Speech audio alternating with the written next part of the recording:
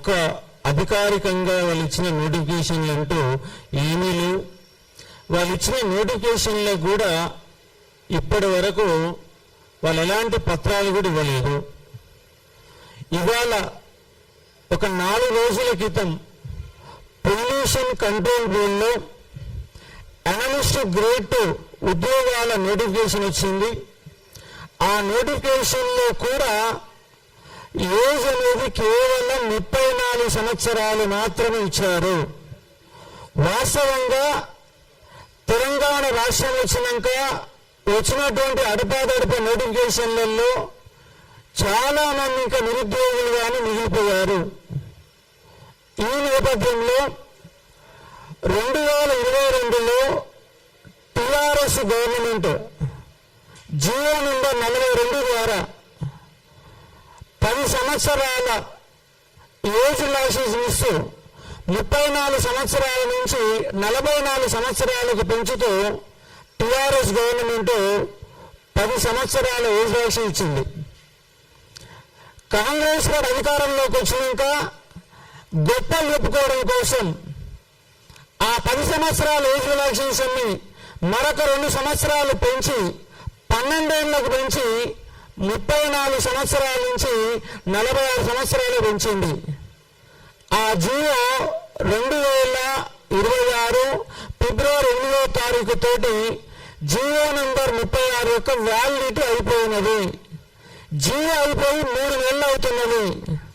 ఈలోగా pollution control బోర్డులో notification కూడా వచ్చింది. వాస్తవానికి ఆ జియో నెంబర్ 36ను ఎక్స్టెండ్ చేసి మళ్ళీ పెంచుతూ జియో జారీ చేసి ఆ తర్వాత పొల్యూషన్ కంట్రోల్ బోర్డులో నోటిఫికేషన్ ఇవ్వాలి. కానీ అలా చేయకుండా 34 సంవత్సరాలతోనే నోటిఫికేషన్ ఇచ్చారు. ఇవాళ చాలా మంది వేదిక మీద ఉన్నటువంటి మన విద్యార్థి మిత్రులు ఏజ్ అయిపోయి అప్లై చేసుకోక ఇవాళ సెక్రటేరియట్ చుట్టూ, మంత్రుల చుట్టూ, తెలంగాణ పబ్లిక్ సర్వీస్ కమిషన్ చుట్టూ ఇవాళ కాళ్ళు అరిగేలా తిరగాలన్న పరిస్థితి ఈ గవర్నమెంట్ కల్పిస్తుంది. ఎంత దౌర్భాగ్యం అంటే ఇదే సోమాజిగూడ ప్రెస్ క్లబ్ లో ఇప్పుడు మేము కూర్చున్న వేదికగానే రేవంత్ రెడ్డి ఇక్కడ కూర్చొని రౌండ్ టేబుల్ సమావేశంలో కూర్చొని ఏం మాట్లాడిందంటే, మీరు కేసీఆర్ కేసీఆర్ని ఉద్యోగం ఊరడికేస్తే మీకు 2 లక్షల ఉద్యోగాలు ఇస్తామని కరెక్ట్ ఇక్కడే చెప్పిండు. చెప్పి మాట మార్చారు. రాహుల్ గాంధీ గారు తీసుకొచ్చారు, ప్రియాంక గాంధీ తీసుకొచ్చారు. చివరికి అతిపెద్ద మేనిఫెస్టోని తయారు చేసి ఆ మేనిఫెస్టోలో 2 లక్షల ఉద్యోగాలు ఇస్తామని ఫేజ్ 1 అని, ఫేజ్ 2 అని, ఏప్రిల్లో మేలో ఫేజ్ 1 అని చెప్పేసి, ఆ తర్వాత నవంబర్ డిసెంబర్లో ఫేజ్ 2 అని చెప్పేసి, సెప్టెంబర్ 17లో ఉద్యోగాలు ఇస్తామని, జూన్ 2లోగా మొత్తం నియామక ప్రక్రియకు సంబంధించినటువంటి ఖాళీలను గుర్తిస్తామని ఎన్నో మాటలు అబద్ధాలు చెప్పారు. ఇవాళ అధికారంలోకి వచ్చినాక ఈ గవర్నమెంట్ దగులుబాజీ గవర్నమెంట్గా మారిపోయినది. రేవంత్ రెడ్డి అనే వ్యక్తి తెలంగాణ రాష్ట్రానికి అరిష్టం పట్టినట్టుగా తయారైంది. అరిష్టం పట్టింది. రేవంత్ రెడ్డి వల్ల తెలంగాణ రాష్ట్రానికి అరిష్టం పట్టింది.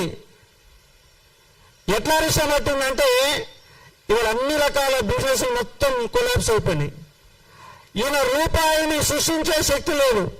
డబ్బుల్లో కానీ నోటిఫికేషన్ ఇస్తలేడు, రిటైర్డ్ అయిన వాళ్ళకి బెనిఫిట్స్ ఇస్తలేడు.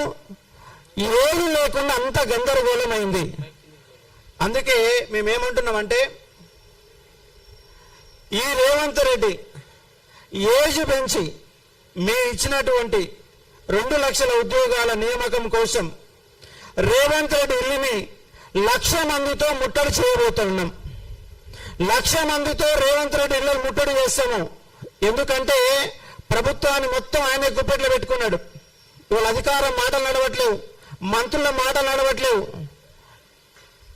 ఆయన మొత్తంగా సుల్తాన్గా మారిపోయి వ్యవస్థను మొత్తం భ్రష్టు పట్టించి తన కంట్రోల్లో పెట్టుకున్నాడు. విద్యాశాఖ ఆయనకైనా పెట్టుకున్నాడు. దానికి సంబంధించి ఎలాంటి నిర్ణయాలు ఉండవు. హోంశాఖ ఆయన దగ్గర పెట్టుకున్నాడు. ఎలాంటి నిర్ణయాలు ఉండవు. ఇవాళ పోలీసు రిక్రూట్మెంట్ నోటిఫికేషన్ వచ్చి దాదాపుగా 4 ఏళ్ళు అవుతుంది. టిఆర్ఎస్ గవర్నమెంట్ ఏమో 2022లో నోటిఫికేషన్ ఇస్తే ఇవాళ 2026 వచ్చింది. ఆ గవర్నమెంట్ అయిపోయింది. వాళ్ళు ఇచ్చిన 15,400 ఉద్యోగాలకు సంబంధించి పత్రాలు మాత్రం ఇచ్చారు. గురుకులాలకి 9,000 ఉద్యోగాలు గత గవర్నమెంటే నోటిఫికేషన్ ఇచ్చి ఎగ్జామ్ పెట్టి అన్ని రకాల ప్రక్రియ పూర్తి చేసిన తర్వాత పత్రాలు మాత్రం ఇచ్చాడు. గ్రూప్ 4లో పత్రాలు మాత్రం ఇచ్చాడు. ఈయన కేవలం పత్రాల సీఎం మాత్రమే అయ్యిండు. వీళ్ళు అసెంబ్లీ సాక్షిగా 965 ఉద్యోగాలు ఇచ్చామని, దానిలో 50,000 ఉద్యోగాలు గత గవర్నమెంట్ జారీ చేసిన వాటికి పత్రాలు ఇచ్చామని, 17,000 ఉద్యోగాలు మేము ఇచ్చామని అసెంబ్లీ సాక్షిగా చెప్పడం జరిగింది. కానీ మీటింగుల్లో మేము 50,000 ఇచ్చినాం, 60,000 ఇచ్చినాం, 70,000 ఇచ్చినాం, 1,00,000 ఉద్యోగాలు ఇచ్చామని చెప్పేసి అరాజు పాట పాడారు. తీరా చూస్తే 2.5 సంవత్సరాలు అయింది. ఒక్క నోటిఫికేషన్ కూడా ఇంతవరకు జారీ చేయలేదు. ఇచ్చిన నోటిఫికేషన్ కనీసం ఏజ్ కూడా పెంచలేదు. అంటే ఫస్ట్ నిరుద్యోగులు అనే వాళ్ళు ఉద్యోగాల గురించి అడుగుతున్నారు. ఉద్యోగాలు కాదు, ఫస్ట్ నోటిఫికేషన్ ఏజ్ పెంచాలన్నటువంటి ఉద్యమాలు చేయాలన్నట్టుగా ఇవాళ రేవంత్ రెడ్డి సర్కారు యొక్క ప్రభుత్వం యొక్క విధానం అనేది కొనసాగుతుంది. ఇక్కడ తక్షణమే మాకు ఏజ్ రిలాక్సేషన్ 34 ఏళ్ల నుంచి 46 సంవత్సరాలకు పెంచకపోతే రేవంత్ రెడ్డి ఇల్లుని 1,00,000 మందితో ముట్టడి చేస్తాం. నువ్వు ఎక్కడ పారిపోయి దాక్కుంటావో చూస్తాం. ఆల్రెడీ నీ పని అయిపోయింది. 2.5 సంవత్సరాలలో అన్ని రంగాలలో వ్యవస్థ భ్రష్టు పట్టిపోయి రాష్ట్రంలో ప్రతి ఒక్కరు కూడా ఈ దరిద్రుడు ఎందుకు ముఖ్యమంత్రి అయ్యాడు, ఈ దౌర్భాగ్యం ఎందుకు ముఖ్యమంత్రి అయ్యాడు, ఈ రియల్ ఎస్టేట్ బ్రోకర్ ఎందుకు ముఖ్యమంత్రి అయ్యాడు అని తిరుగుతున్న ఒక సందర్భం ఉంది. ముఖ్యంగా నిరుద్యోగులు ఇవాళ 14 మంది పైగా ఆత్మబలిదానం చేసుకున్నారు. కానీ ఏ మంత్రి కానీ ఏ ఎమ్మెల్యే కానీ పోయి వాళ్ళు పరామర్శించిన వాళ్ళు లేరు, వాళ్ళు పట్టించుకునే వాళ్ళు లేరు, నోటిఫికేషన్ నుంచి మాట్లాడే వాళ్ళు లేరు. వాళ్ళ ప్రతిపక్షం అట్లే తయారైంది, అధికార పక్షం అట్లే తయారైంది. కాబట్టి నిరుద్యోగులమంతా ఐక్యమై 1,00,000 మందితో రేవంత్ రెడ్డి ఇల్లును ముట్టడి చేసి మా ఉద్యోగాలను ఖచ్చితంగా సాధించుకుంటాం. ఇక్కడ ఖచ్చితంగా ఏజ్ పెంచాల్సిన డిమాండ్ తోని ఇవాళ ఈ సోమాజి కూడా వేదికగా అయాల పీసీ అధ్యక్షుడిగా ఉండి హామీలు ఇచ్చినట్టు ముఖ్యమంత్రిని నిలదీయడం కోసం ఇక్కడ మేము ప్రెస్ మీట్ పెట్టి ఇక్కడ మేము మా యొక్క ప్రభుత్వానికి విజ్ఞప్తిని చేస్తా ఉన్నాం. దీనిపైన మన నిరుద్యోగ మిత్రులు ఏజ్ 39 దాటిన వాళ్ళు కూడా ఇవాళ మొత్తంగా తిరుగుతా ఉన్నారు. వాళ్ళు ఇప్పుడు వాళ్ళ యొక్క బాధని మీతో పంచుకునే ఒక ప్రయత్నం చేస్తారు.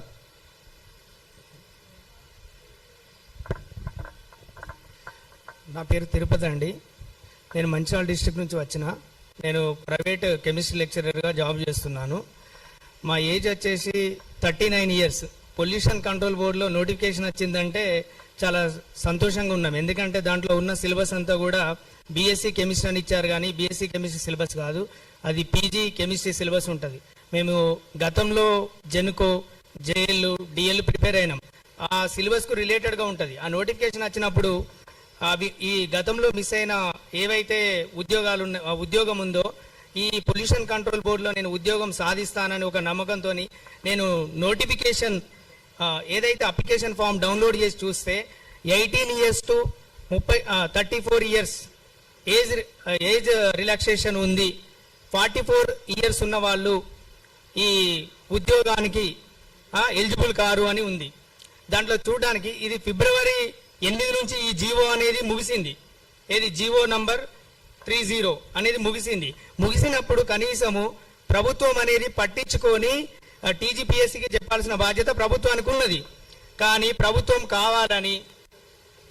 కావాలని ఈ జీవోని పట్టించుకోకుండా నిరుద్యోగ ప్రైవేట్ ఎవరైతే నిరుద్యోగులు ఉన్నారో, ప్రైవేట్ టీచర్లు ఉన్నారో వాళ్ళ జీవితాలతోనే ఆడుకున్నట్టుగా నాకు అనిపిస్తుంది. ఎందుకంటే ఈరోజు నేను మంచిర్యాల నుంచి మార్నింగ్ నేను ట్రైన్ పట్టుకొని ఇక్కడ దాకా వచ్చి సెక్రటరియట్ ఏరియా మిగతా నాకు తెలిసిన సార్లను కలిసి నేను మీ ముందుకు రావడం జరిగింది. దయచేసి నేను ప్రభుత్వానికి ఒక విన్నపం చేస్తున్నాను. ఎవరైనా ప్రైవేట్ జాబ్ చేసే వాళ్ళు, ప్రైవేట్ లెక్చరర్ 34+ వాళ్ళే ఉంటారు. ఓపెన్ కేటగిరీ ఈడబ్ల్యూఎస్ వాళ్ళు 34+ ఉంటారు. ఈ 5 ఇయర్స్ కలిపిన 39. ఇప్పుడు నన్ను తీసుకుంటే 39 ఇయర్స్ దాటి 1 నెల దాటిపోతుంది. నేను టీజీపీఎస్సీ ఐడి అనేది ఎంటర్ చేసి దాంట్లో క్యాప్చా ఎంటర్ చేసి ఓటీపీ గురించి చూస్తే యు ఆర్ నాట్ ఎలిజిబుల్ అని వస్తుంది. ఫస్టే ఇలాంటి స్థితి అనేది ఎప్పుడు రాలే. అంటే మేము రిటైర్మెంట్ తీసుకున్నట్ట, మాకు 60 సంవత్సరాలు రాలేదు కదా, రిటైర్మెంట్ తీసుకున్నట్టయితే కాదు కదా. రిటైర్మెంట్ తీసుకునే ఏజ్ వాళ్ళేమో మంచి మంచి ఆఫీసర్లు, సెక్షన్ ఆఫీసర్లు అట్లా పనిచేస్తున్నారు. ఇప్పుడు మేము ఇంకా జాబ్ కొట్టుకునే శక్తి ఉంది కదా, మాకు దయచేసి ఏజ్ అనేది 46 కాదు 18 నుంచి 44 పెంచాలి. ఈ ప్రతి ఒక్క నిరుద్యోగ యువత కానీ, మాలాంటి ప్రైవేట్ లెక్చరర్స్ కానీ ప్రతి ఒక్కరు నేను చెప్పే మాటలు గమనించి అందరూ కూడా ఈ జీవో గురించి పెంచడానికి ప్రతి ఒక్కరు రావాలి, ప్రతి ఒక్కరు సహకరించాలి. Thank you sir.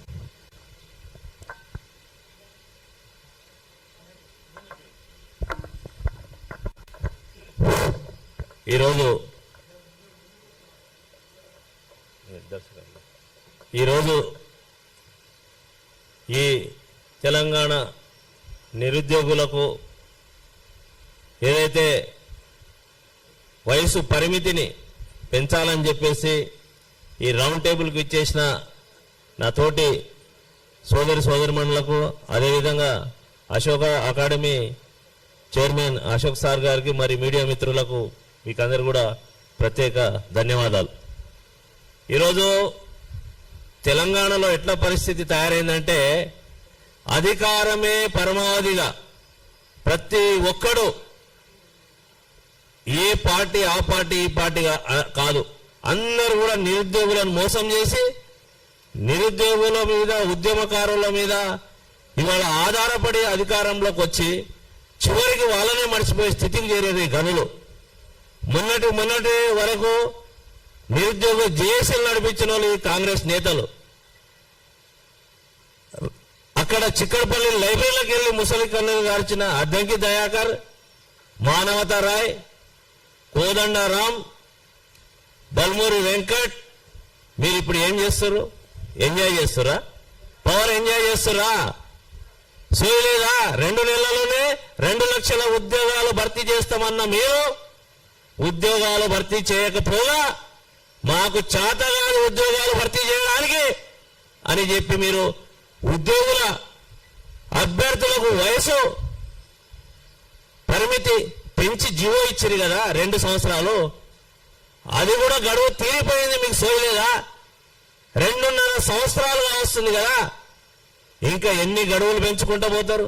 ఇంకా ఎప్పుడు వస్తాయి మీ నోటిఫికేషన్లు? మీరు చేతగానితనం వల్ల మీరు నోటిఫికేషన్లు ఇవ్వక వయసు పెంచుకుంటూ పోతా ఉన్నారు. మీరు ఇన్ టైంలో ఒకవేళ నోటిఫికేషన్లు ఇచ్చుంటే ఇవాళ పొల్యూషన్ కంట్రోల్ బోర్డులో మా సోదరు అనవరులు అయ్యేవాళ్ళా? మిమ్మల్ని భిక్ష పడుకోవాలా? చదువు రానోళ్ళు, చెవుటలు, దద్దమ్మలు మినిస్టర్లై తెలంగాణ పుణ్యాన, ఉద్యమకారుల పుణ్యాన ఇవాళ మీరు నిరుద్యోగుల్నే బిచ్చగాళ్ళలా చూస్తారా?